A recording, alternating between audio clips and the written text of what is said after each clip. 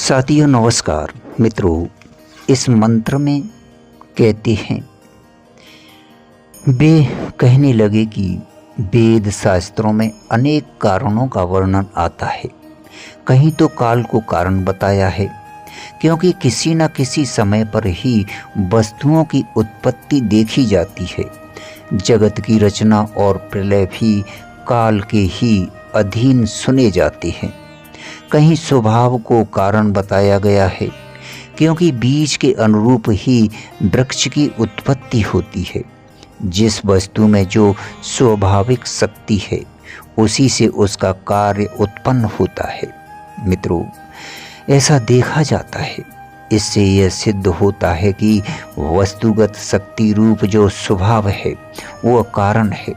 कहीं कर्म को कारण बताया है, क्योंकि कर्म अनुसार ही जीव भिन्न भिन्न योनियों में भिन्न भिन्न स्वभाव आदि से युक्त होकर उत्पन्न होते हैं। कहीं आकस्मिक घटनाओं अर्थात होनहार भविष्य वक्ताओं को कारण बताया है, कहीं पांचों महाभूतों को और कहीं जीव आत्मा को जगत का कारण बताया गया है। अतः हम लोगों को विचार करना चाहिए कि वास्तव में कारण कौन है। विचार करने से समझ में आता है कि काल से लेकर पंच महाभूतों तक बताए हुए जड़ पदार्थों में से कोई भी जगत का कारण नहीं है।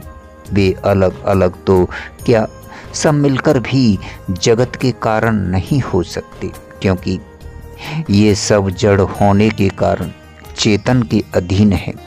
इसमें स्वतंत्र कार्य करने की शक्ति नहीं है।